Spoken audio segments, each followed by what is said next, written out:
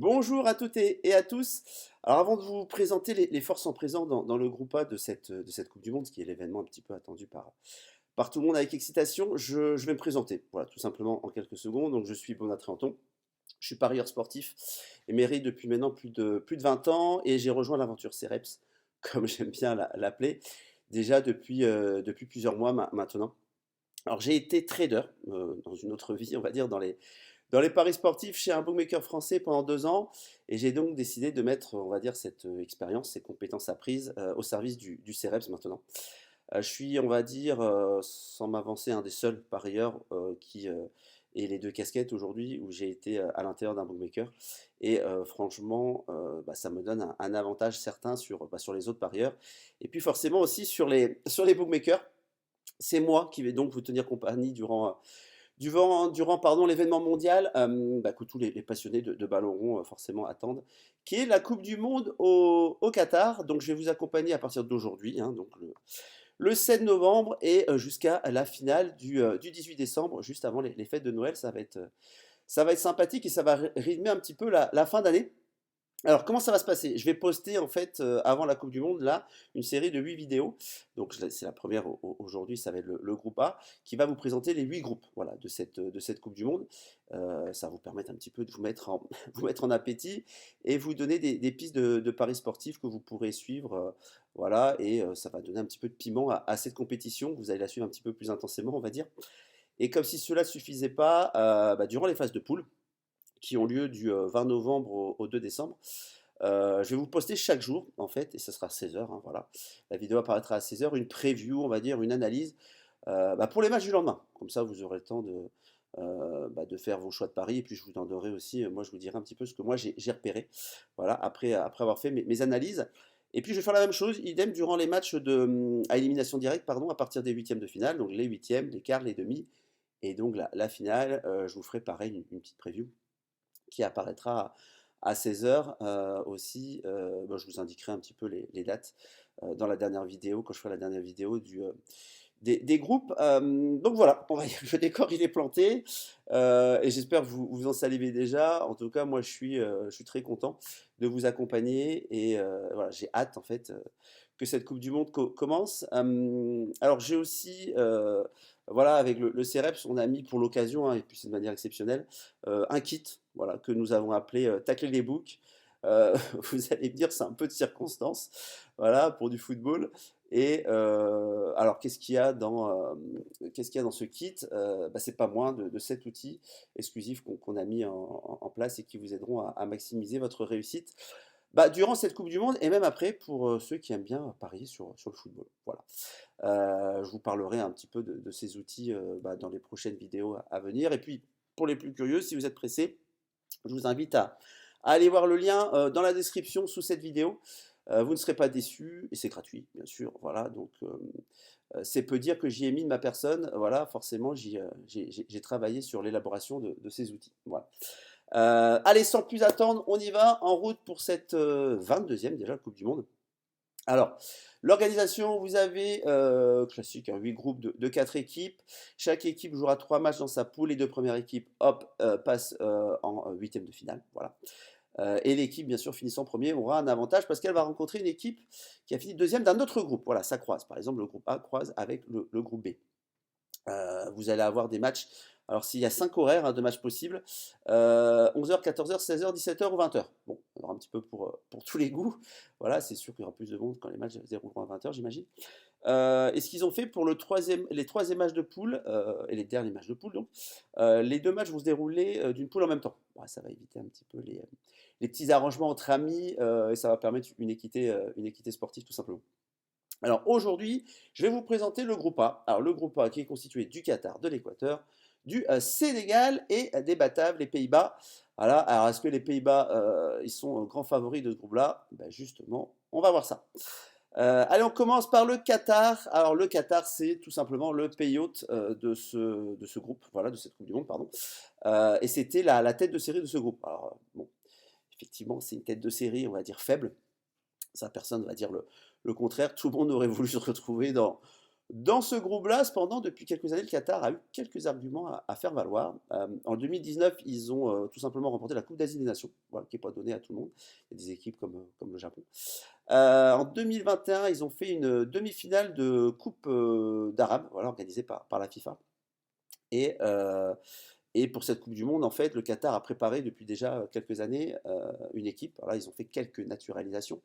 Voilà, ils ont naturalisé notamment Kouki, qui est un Algérien, et pareil, le franco-algérien Boudiaf.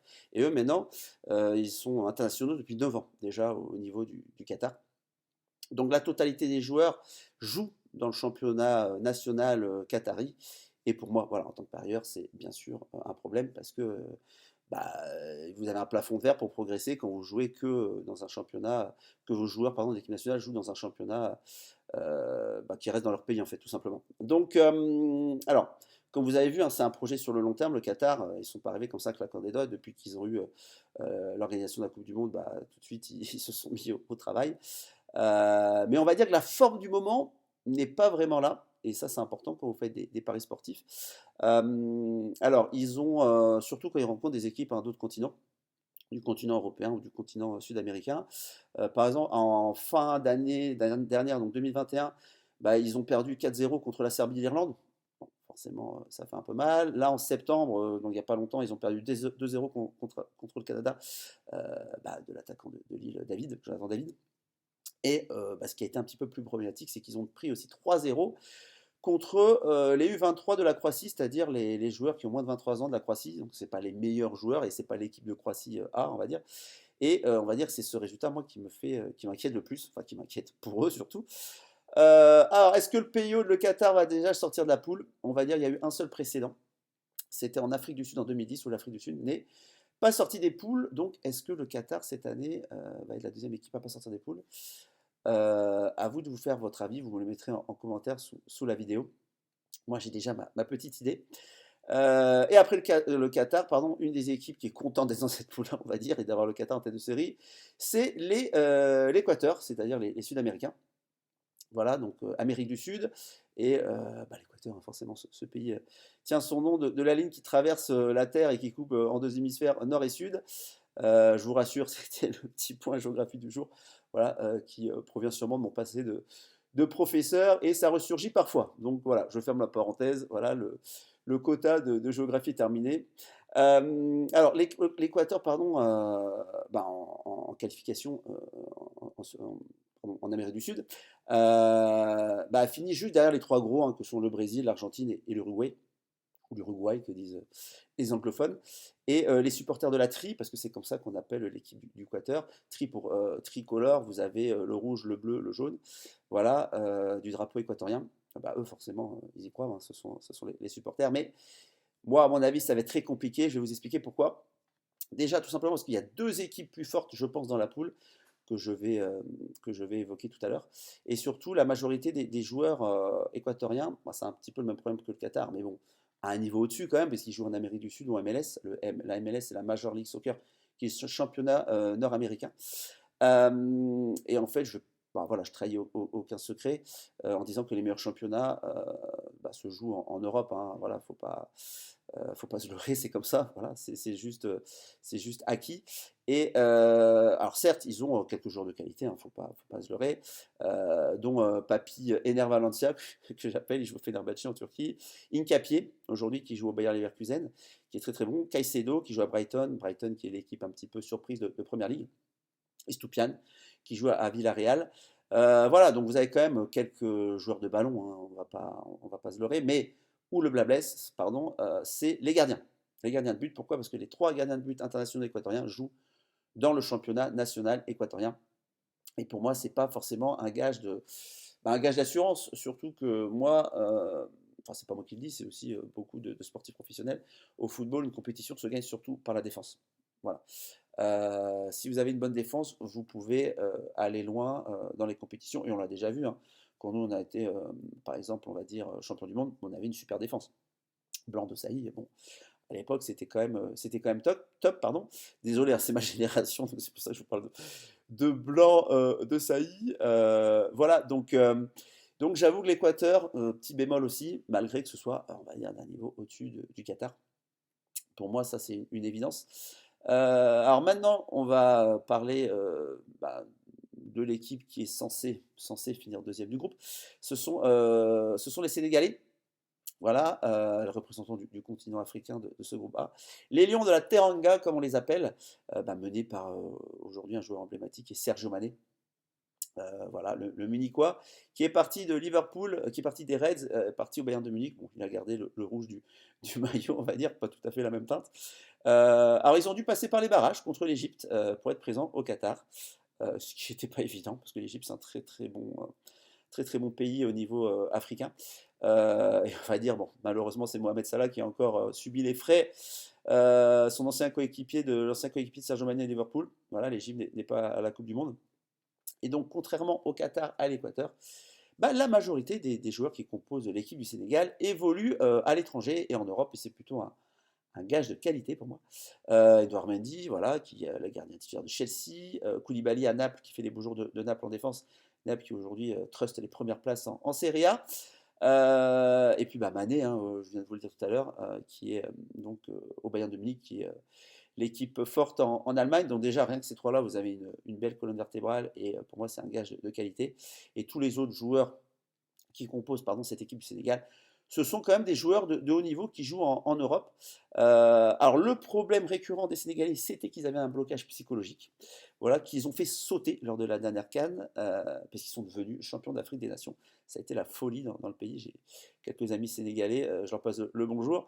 Voilà, et surtout qu'ils ont gagné au penalty, quoi. Et voilà, c'était quand même assez extraordinaire, il y avait de la tension. Et donc ils ont acquis, on va dire, cette expérience qui pourra peut-être leur servir lors de la Coupe du Monde s'ils passent des phases de poule. Voilà.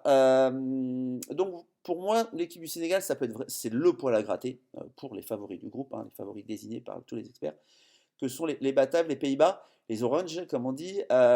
Et donc justement, les Pays-Bas, allons-y, c'est les représentants du continent européen, on va dire, dans ce groupe-là, très content forcément d'avoir hérité du Qatar en tête de série numéro 1. Alors depuis, en fait, parce qu'il y a eu le fiasco hein, en 2020 à l'Euro, je ne sais pas si vous en rappelez, mais ils ont été éliminés en huitième de finale contre les Tchèques. Chacun a ses dossiers, hein, il n'y a pas que la France qui a des vieux dossiers. Et donc depuis que le druide, moi j'appelle le druide, Luis Van Gaal a remis le bateau orange à flot, et aucune défaite. Voilà, depuis que Luis Van Gaal est à la barre, donc déjà chapeau monsieur. En plus il a eu une grave maladie, il a dû lutter contre un cancer, donc bravo à lui d'avoir mené de front tout ça. Ils ont été invaincus dans le groupe de qualification avec mine de rien, la Turquie, la Norvège du fameux cyborg Haaland, qui fait les beaux jours de Manchester City aujourd'hui. Et voilà, c'était pas forcément une partie de plaisir de jouer contre eux. Ils ont fessé nos amis belges 4-1 lors de la Ligue des Nations en jouant dernier. C'est pas, tout le monde ne le fait pas, coller 4 buts à la Belgique. Donc c'est une génération dorée, on va dire. Ça y est, les oranges arrivent à maturité et ça va être un joli mélange entre les De Jong, les De Ligt, les Gakpo que j'aime bien parce que je suis un petit peu les Rudevijs, le championnat hollandais. Et ils vont être entourés par de vieux briscards comme Memphis Depay, que tout le monde connaît. Enfin en France, parce qu'il a joué en France du côté de Lyon. Et Van Dijk aussi, voilà. Et je pense que ce mélange-là va les aider peut-être à remporter enfin une Coupe du Monde après 3 places de finalistes. Je pense que c'est un pays qui le mérite, quand vous savez tous les grands joueurs qui ont composé ce pays. Donc la question, est-ce que les favoris du groupe A, sont les Pays-Bas? Bon, voilà, c'est pas une surprise, je dirais sans hésiter oui, sans dire qu'ils sont favoris, mais ça ne veut pas dire forcément qu'ils auront la première place il y a tellement d'impondérables au football, c'est le sport par excellence, avec des impondérables au football d'ailleurs, c'est pour ça que je dis toujours attention quand vous êtes parieur et que vous pariez sur le football. Et justement, quand on est parieur, quels paris sont intéressants à prendre dans ce groupe? Alors je vais vous donner les paris hein, que j'ai repérés là pour chacun des 8 groupes qui composent en fait les poules de cette Coupe du Monde. Donc chaque jour, voilà, je vous donnerai pour chaque groupe, à la fin de la présentation du groupe, un ou deux paris que j'ai repérés et que j'estime qui est très très bon à prendre. Donc déjà voilà, si je vous ai un petit peu convaincu, n'hésitez pas à mettre un petit pouce bleu comme on dit, cliquez aussi sur la cloche, justement afin de ne manquer aucune vidéo que je vais poster les jours précédents, n'importe quoi, les jours qui suivent, et tous les jours à 16h, je vous mettrai une petite vidéo. Alors, pour les paris, parce que je pense que c'est ce que vous attendez quand même un petit peu, moi, ce que je vais tenter, avec une très bonne confiance, je vous le dis tout de suite, c'est, j'ai trouvé, parce que j'ai fouillé, hein, voilà, j'ai trouvé un pari qui m'intéresse, c'est les Pays-Bas se qualifient pour les quarts de finale à une cote de 1,65 chez Unibet. Je vous explique pourquoi. Donc déjà, s'ils finissent premiers, ils croisent avec le groupe B, soit les Pays de Galles, soit l'USA, soit les USA, soit l'Iran.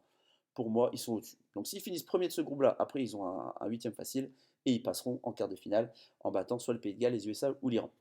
Si ils finissent deuxième, ce qui est probabilité parce que le Sénégal, bon, c'est pas n'importe qui non plus, avec les impondérables du football, bah, ils ont toujours une chance de se qualifier parce qu'ils vont rencontrer le premier justement de ce groupe-là qui est censé être l'Angleterre. Mais pour moi, vous faites un match Pays-Bas-Angleterre, les bookmakers ils vous compteront les Pays-Bas favoris. C'est une certitude. Voilà. Et je pense qu'ils vous compteront les Pays-Bas favoris une cote autour de 2. Voilà. C'est-à-dire qu'ils auront 50% de chance de probabilité de gagner pour les bookmakers. C'est ce que moi en tout cas je coterai. Donc voilà, ce pari-là, pour moi, 1,65, très très bon à prendre. Bon, je l'ai trouvé sur Unibet, mais il existe peut-être ailleurs. Voilà, prenez la meilleure cote.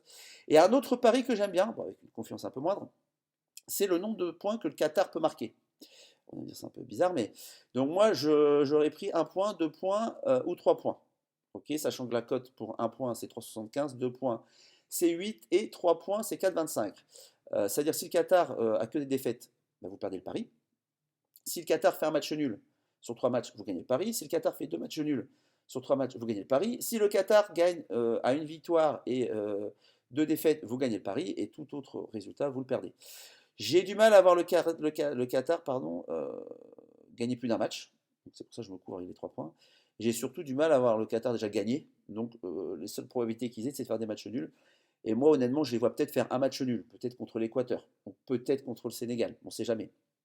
Mais honnêtement, j'ai du mal à les voir marquer plus de 3 points en totalité. 4 points, ça voudrait dire une victoire et un match nul. C'est-à-dire ils vont battre quoi? L'Équateur ou le Sénégal, et ils font match nul contre l'Équateur ou le Sénégal, parce que je les vois pas contre les Pays-Bas.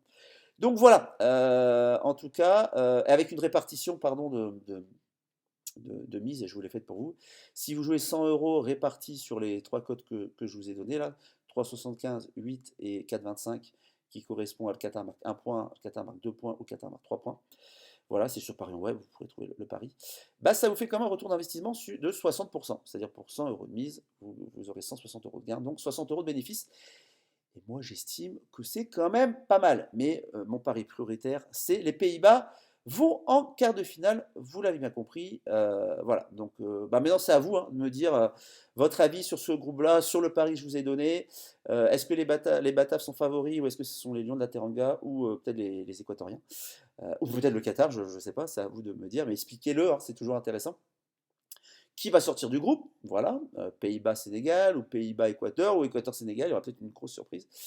Donc n'hésitez pas à commenter, hein, je me ferai un plaisir de vous lire et de vous répondre également. Alors je vous rappelle, petit rappel, donc vous avez le lien dans la description du kit qu'on a créé, tacler les bookmakers, et vous aurez accès à cet outil exclusif gratuitement, développé par moi-même et le CEREPS. Voilà, pour ma part, je vous donne rendez-vous donc demain à 16 h pour preview, analyse du groupe B. Sachez que je vous donnerai aussi des pronostics des PLT, des pronostics long terme à la fin de la présentation des 8 groupes. Je ferai une vidéo spéciale. Voilà. Donc restez attentifs bien sûr. Et voilà. Et je vous parlerai aussi d'un des types de paris que je vous proposerai voilà, pendant la Coupe du Monde, que j'aime bien aussi lors des matchs. Et bah, c'est d'ailleurs un des outils pardon, qui font partie du kit Tacler les books. J'en parle, voilà, et je vous explique un petit peu moi comment je procède pour ce type de pari-là que j'affectionne particulièrement au football. Voilà, et pour cela, n'hésitez pas à aller demander votre kit en bas dans la description. C'est gratuit pour ma part, voilà. C'est terminé pour aujourd'hui. Je vous dis à demain, et comme on dit chez moi, Kenavo, au revoir à tous.